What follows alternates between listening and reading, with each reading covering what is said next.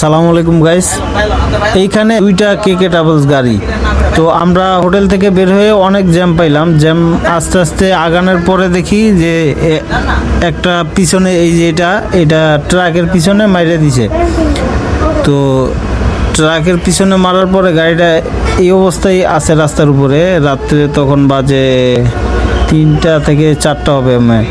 Dhaka metro 3599 গাড়ি number, কেকে travels, Dhaka two Noakhali.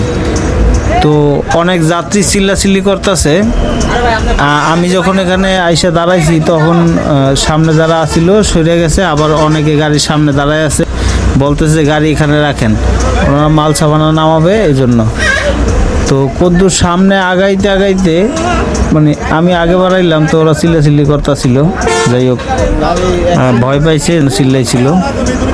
তো গাড়িটার সামনাটা দেখি, এই যে দেখেন, এই যে সামনাটা ট্রাকের পিছনে মারছে একবারে, এক পাশ পুরা ট্যাপ হয়ে গেছে আর কি, গ্লাস সহ। আর একটা দাঁড়ায় আছে এখানে, এই যে কি একটা অবস্থা, এই যে বাচ্চা ভয় পাইছে।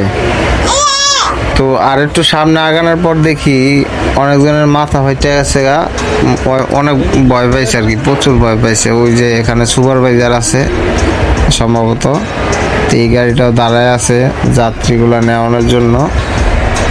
তো এই আর কি, সবাই নিরাপদে গাড়ি চালাবেন, নিরাপদে বাসায় যাবেন। তো অবশেষে গাড়িটা আমি বের হয়ে ওখান থেকে চলে আসলাম।